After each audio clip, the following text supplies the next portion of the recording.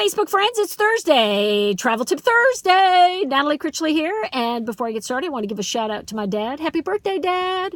He's the mad traveler, and half the tips I give you all are from my mom and dad who travel the world. So today's travel tip is all about holiday travel, specifically parking.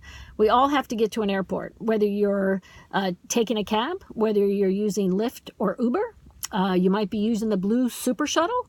You might be driving yourself. However you get to the airport, you have to make sure you give yourself enough time during the holidays because, as we know, traffic holiday at airports can be very, very stressful. We have the good fortune in the DC area to have BWI, DCA, and IAD Dulles.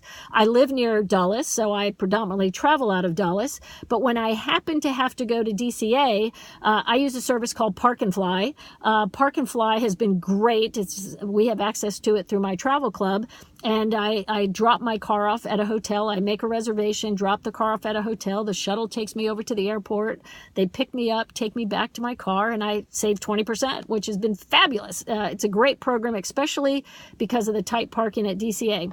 At Dulles, I try to use Lyft a lot, but it can be really challenging because I do a lot of early morning flights, and there's not a lot of drivers. We're not set up in an urban city, and people aren't up that early out there. So anyway, that's been a challenge. I've had to park myself.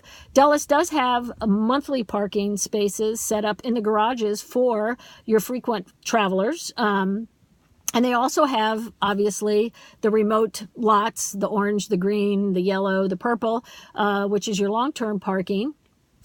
And in addition to that, there are also programs where you can be picked up at remote lots, and you have to dig around online to find those.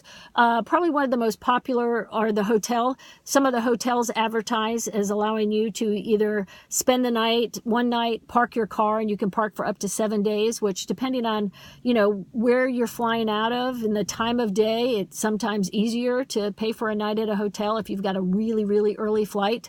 And then you can park your car there. It's well worth it. I've done that at BWI.